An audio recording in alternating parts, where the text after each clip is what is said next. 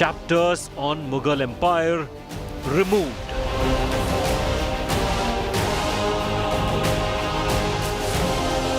The Great Mughal Purge, our top focus on 6 p.m. Prime.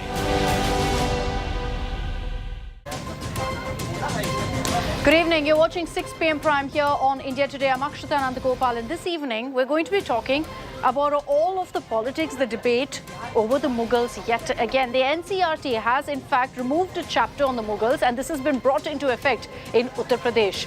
All the reactions coming in on that big story coming your way in this edition of 6 p.m. Prime. Here are the headlines first. Rahul Gandhi's bail plea extended till 13th April. No stay on his conviction. Disqualification still holds. Rahul says, in this fight for democracy, truth is his only weapon. Prime Minister Modi defends CBI over anti-corruption crackdown. Tells CBI sleuths to not stop their war against corruption. मुख्य रूप से CBI की जिम्मेदारी भ्रष्टाचार से देश को मुक्त करने की है। वहां सिर्फ एक विशेष इकोसिस्टम ही फलता फूलता है। Bengal on the edge after fresh violence, stone pelting during a BJP yatra in Hooghly. Mamata Banerjee accuses BJP of dangabazi.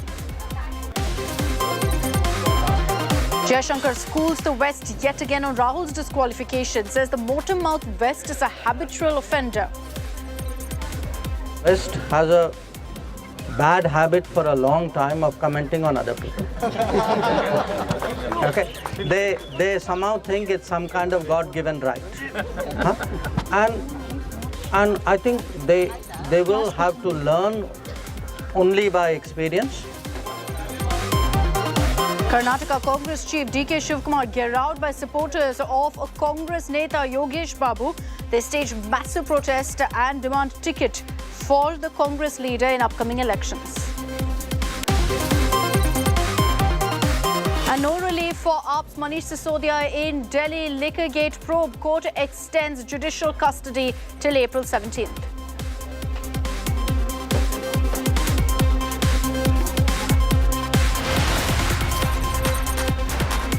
A purge of Mughal history has been a big talking point in the country for quite some time now. And in the latest step that's been taken, the NCERT, which essentially decides the curriculum, the syllabus of textbooks for school students, has removed a chapter on the Mughals in class 12 textbooks, and it's triggered a big showdown. This has now been implemented in Uttar Pradesh as well. The NCERT has wiped off chapters and topics related to a chapter called Kings and Chronicles, the Mughal Courts. This is removed from the history book of Themes of Indian History Part 2 under its new rationalized syllabus. It's also revised the curriculum for classes 10 and 11 by omitting certain textbooks. But the fact that you've got an entire chapter on the Mughals, referred to as Kings and Chronicles, the Mughal Courts, being removed has once again triggered a big debate.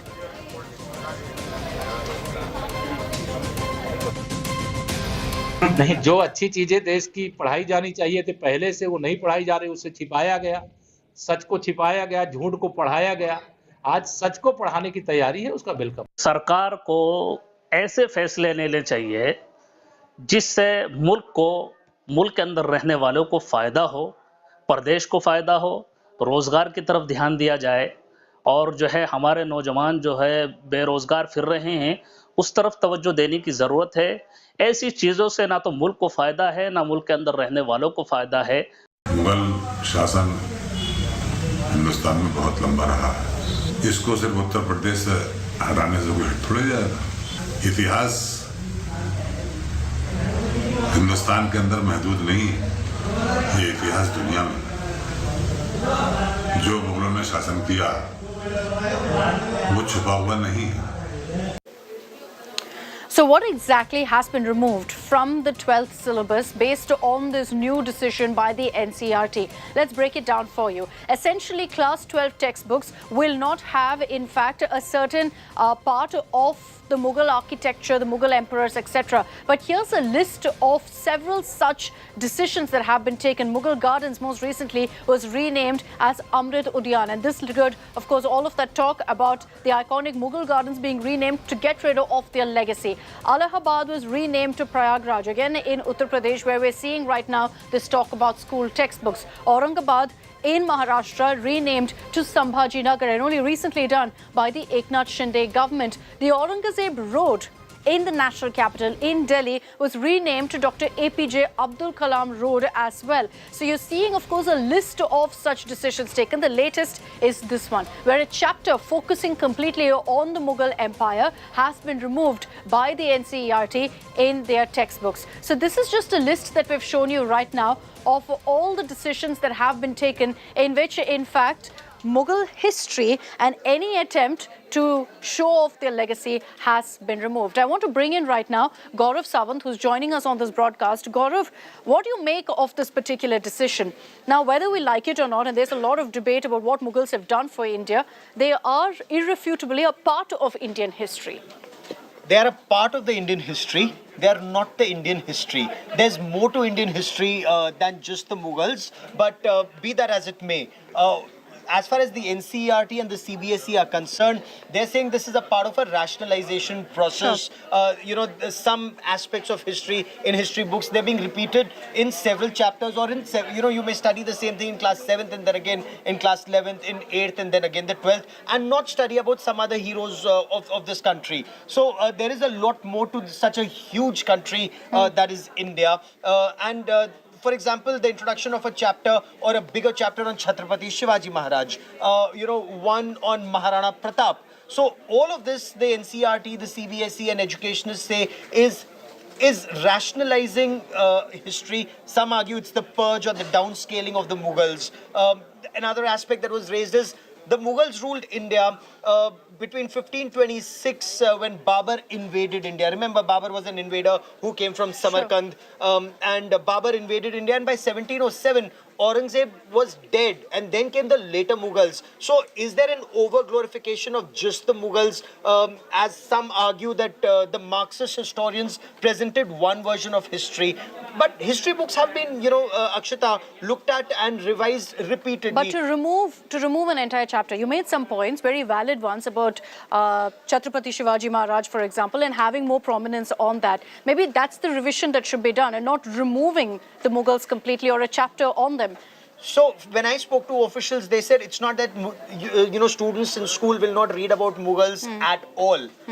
But they don't have to read just about the Mughals, and they will be reading about the Cholas in a bigger way. For example, they'll read more about Chhatrapati Shivaji Maharaj, about Lasit Borphukan in Assam. So there's a bigger view of history being taken, and revision. Like I said, again, one of the officials was saying history books have been revised even in the past. NCERT, when it came into being, so from 60s to what happened in the 70s in emergency, post-emergency, when the Janta government came, then again in 2002, then in 2005, then in 2012, then 2014, 2017, 18, and now this is happening in 22. So new education policy, new changes keep happening. And of course, the debate in a democracy continues, the Marxist view of history and a nationalist view of history. We'll see how this plays out, but clearly already you've got several political opponents of the BJP saying this is an attempt to ensure the future generation has no idea about the Mughals, the legacy they've left behind. Thanks very much, Gaurav, for getting us those updates. This is a story we'll continue to track very, very closely.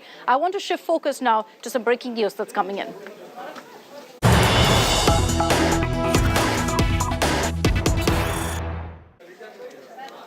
All right, let's get your news coming in from Kerala right now. There was news this morning of a blast that was reported in Kozhikode, and a big development now. The NIA has also stepped in to investigate this particular train arson case. The NIA team has visited the spot. A team of 4 members inspected the site on Sunday. The investigation could be handed over to the NIA very soon. This is an incident that led to a lot of questions, because you had the suspect lighting a person on fire and an entire seat of this express train on fire by pouring petrol. And now the suspicion of agencies is that this was a pre-planned conspiracy. Shibbi Mool is joining us with more details on this. Shibbi, what's the latest really from the investigation? There are some sketches right now that are doing the rounds. The cops are still trying to identify who the person is who set this entire, this particular seat and one person on fire.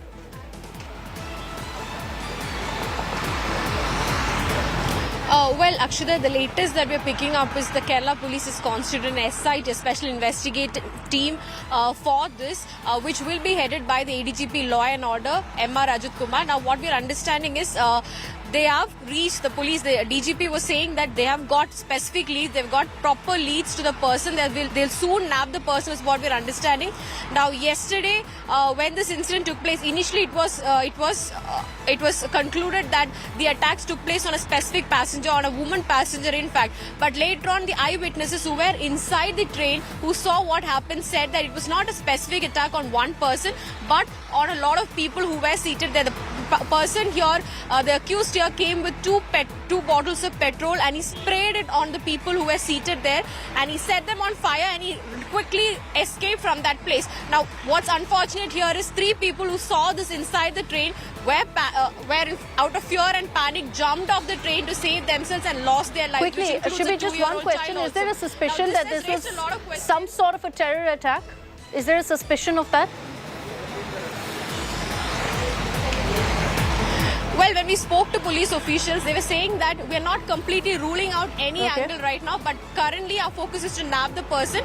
They said that we cannot rule out the terror as well as a Maoist angle in this. In the morning, the Kozhikode police were giving us hints that the focus is on the Maoist angle. A bag was discovered from near the railway track, which needs to be identified whether it is of the accused here or not. All right, Shibi, thank you for getting us that update. We'll track the investigation very, very closely on that story. I'm slipping into a very short break here on 6 p.m. Prime. Coming up on the other side, we're getting you highlights of what the Prime Minister had to say on the opposition's constant attacks at agencies saying they're being misused for political gains. Hear his response on the other side of the short break.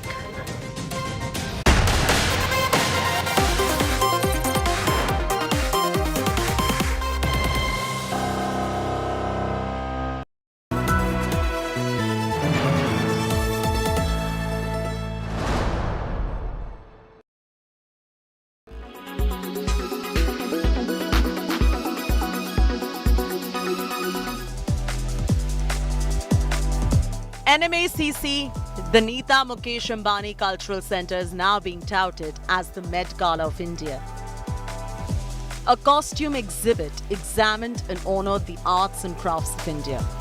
India in fashion has been that moment that realised India had arrived to the Met Gala stature.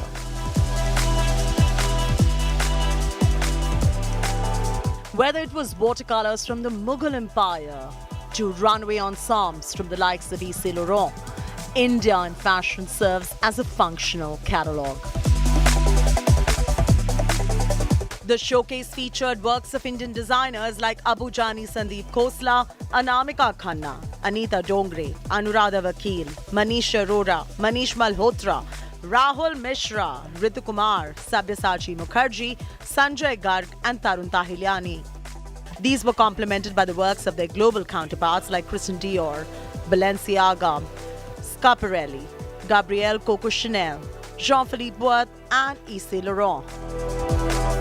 Designed by Patrick Kinmont and Ruchard Shroff and curated by Hamish Bowles, the exhibit tells a powerful story of fashion in India, cutting across decades and historical influences in fashion. The NMACC may have been designed as a globally relevant centre, becoming a mecca for cultural and visual arts. But India in fashion has transformed an expansive hall and is serving as a museum for fashion in India. Indeed, a big, big moment. Whether it is the architectural language of the space or visual references of Indian stepwells or even for that matter the entire facade itself of the centre, the creative speak and significance of documentation are unprecedented for India.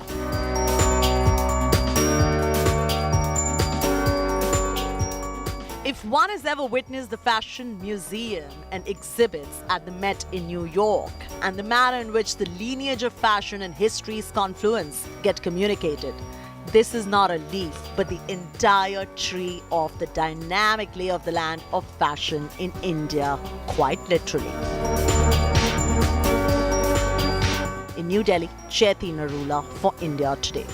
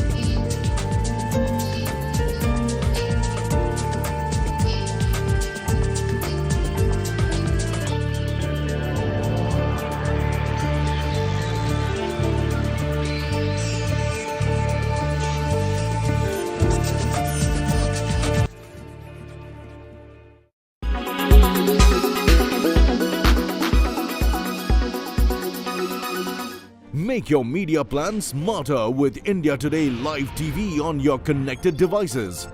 Amplify your brand with 100 million smart internet viewers. To advertise, mail us at sales@aajtak.com.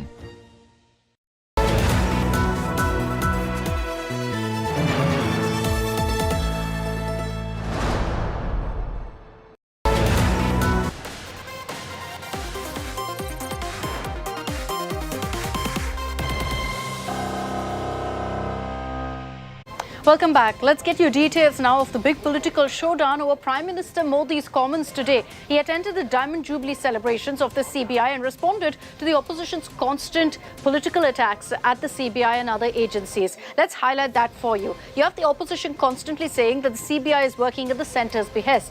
The Prime Minister responded saying that the Central Bureau of Investigation is a brand for truth, it's a brand for justice. So he continues to back the agencies completely. The opposition, and we're talking about Kejriwal, we're talking about Mamta, Rahul Gandhi, all of them who've questioned why is it that there are selective investigations? Why is there no probe against BJP netas? Prime Minister Modi has responded that the CBI's duty is quite clear, to make India completely 100% graft-free.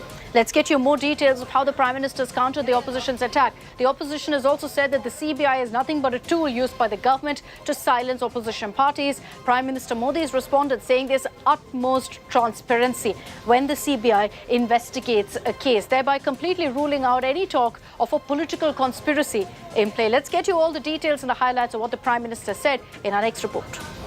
Phone banking के उस दौर में कुछ लोगों ने 22,000 करोड़ रुपए देश के बैंकों के लूट लिए और विदेश भाग गए। करप्शन के उस कालखंड ने भारत का बहुत ज्यादा नुकसान किया। दुर्भाग्य से गुलामी के कालखंड से करप्शन की एक लेगेसी हमें मिली है। लोकतंत्र और न्याय के रास्ते में सबसे बड़ा रोड़ा होता है। The most scathing Bhrashtachar attack by Prime Minister Modi at the Congress. At the Diamond Jubilee celebrations of the Central Bureau of Investigation, which has been facing brickbats of late from the opposition, Prime Minister Modi put the focus on the graft charges against opposition leaders and the role CBI played in exposing large-scale corruption. इतने बड़े-बड़े घोटाले हुए, लेकिन आरोपी निश्चिंत थे। उन्हें पता था कि तब का सिस्टम उनके साथ खड़ा है। करप्शन के उस कालखंड ने भारत का बहुत ज्यादा नुकसान किया। Remember all these attacks by the opposition on the CBI?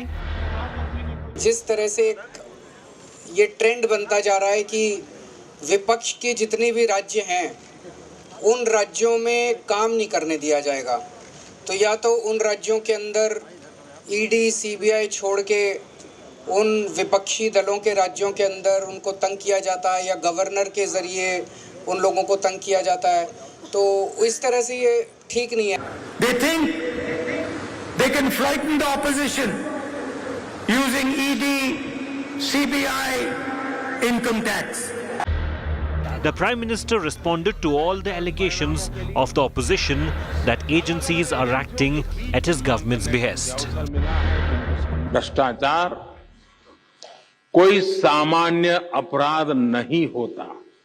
भ्रष्टाचार लोकतंत्र और न्याय के रास्ते में सबसे बड़ा रोड़ा होता है। आप हैरान रह जाएंगे इस एपिसोड में ये देखकर कि Prime Minister Modi's all-out attack comes on a day that the BJP released a video of the corruption charges against the Grand Old Party, which they called the Congress Files. देखिए, गांधी परिवार के भ्रष्टाचार की case study हो रही है। The opposition meanwhile has hit back at Prime Minister Modi's Bhrashtachar attack.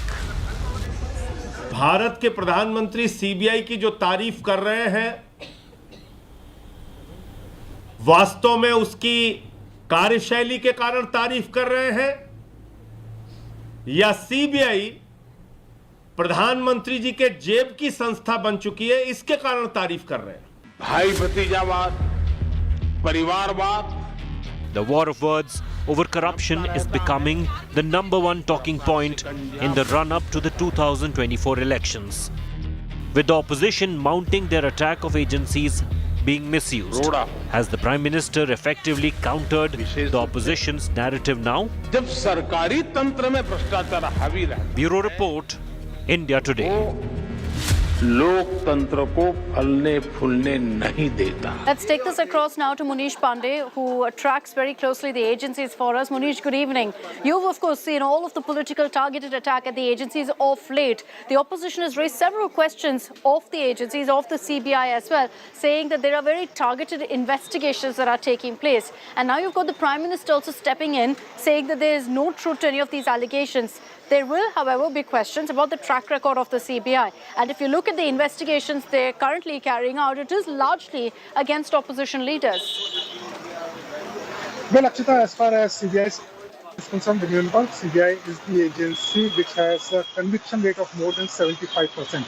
As far as allegations against the opposition, allegations against the investigation, as far as the political leaders of opposition parties are concerned, CBI is very clear that they are independent agencies. But as far as opposition leaders are concerned, time and again they have given a clear out indication that CBI is targeting only the opposition leaders after getting instructions from the center, or as far as the Bharatiya Janata Party is concerned. Now, as far as today's message by the Prime Minister Modi was concerned, one thing was very clear, that Prime Minister Modi has given this indication even to the Central Bureau of Investigation that for a strong democracy, the free, corruption-free country is very important, and this indication has been given to CBI. But at the very same time, what was important in the speech of Prime Minister Modi was the fact that he compared the CBI's tenure in last 10 years and before that.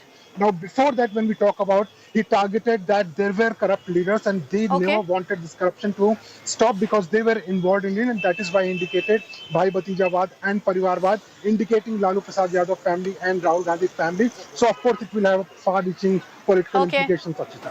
All right, Munish, thank you for getting us all of those details. But let's also put this out in terms of investigations against political leaders currently by the CBI. How many BJP leaders are there versus how many opposition leaders? Let's talk about all the investigations right now that are underway that's become big political talking points. Manish Sisodia, former Delhi Deputy Chief Minister in the Delhi liquor scam, currently behind bars, being investigated both by the CBI and the Enforcement Directorate. Similar story with Satyendra Jain, again former minister, disproportionate assets case. He's been behind bars for almost 10 months and counting now. And again, not just the EED, not just the CBI, both agencies are right now investigating him. You'll see that is the trend largely for most of these leaders. Tejaswi Yadav, the Deputy Chief Minister of Bihar, is under the scanner in the land for job scam. He's been summoned repeatedly by the CBI. His entire family, in fact, is also facing heat in the scam. Lalu Yadav, RJD Supremo, only recently received bail. His house was raided. He was questioned recently. Lalu Yadav and his wife, Rabdi Devi, former Chief Minister of Bihar, also face the same investigation in the land for job scam. Let's focus on the Trinamool Congress. Anubrata Mondal, TMC leader, is currently in the dock over a cattle smuggling racket that's being investigated right now by the central agencies yet again. Anil Deshmukh of the NCP, multiple corruption cases that he is being looked into for. So you see that trend here of multiple opposition leaders who are facing the heat of the agencies. Abhishek Banerjee, another TMC leader, Mamata Banerjee's nephew, who is currently facing the CBI heat over the Bengal coal scam. So a list of opposition leaders, all of whom are facing investigation by the CBI, and that's what's got the opposition questioning why the CBI is targeting their leaders alone. And with that, I'm wrapping up this edition of 6 p.m. Prime. Thanks for tuning in. Coming up on the other side, Nabila Jamal joins you live from Bengaluru, rounding up all the latest from Karnataka. She's going to particularly be telling you about the big agitation that broke out in Bengaluru earlier over a flyover that could be constructed over the beautiful Sankey Tank in Bengaluru.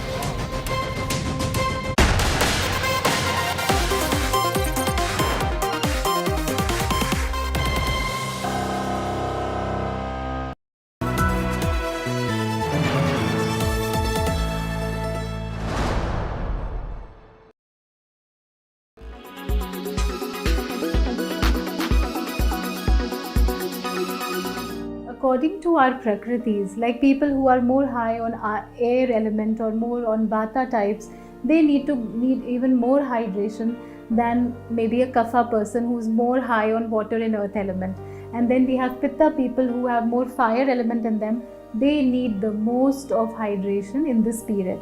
So to put it in simple words, I would just say that you just need some detox herbs, some detox teas that you can simply make in your kitchen on a regular basis. Like especially the people with very low weight and who are not very regular with their routines, who don't have a fixed meal times, they can keep their hydration in check by making a simple infusion which they can soak in the night, like a ginger decoction with adding some cumin to it and some mint leaves in the night, and they can take it in the morning. For them, taking a little warmer stuff will be much better for hydration than just a little colder one. Whereas for the pitta people, it will be better to go more with rose and cumin and fennel teas. They can even add some cucumber slices to your water infusion. And simple thing to do, just drink it in the morning once you get up, even before brushing. You can just divide it based on how you look. So there are 3 body types, which we can identify. Someone who's very lean and the body is generally very dry, more prone to constipation, doesn't follow a routine, is more of a vata kind of a person. And pitta people are more who are like medium weight, who are more fiery in nature, they tend to get more into short tempers, cannot tolerate heat for a long time. All this comes under pitta. And kapha are more, more stout, more heavy built, and more prone to cough and cold, and a little lethargic. Those sedentary and foodie types, they all come under the kapha. So this is just a generalization which I am giving.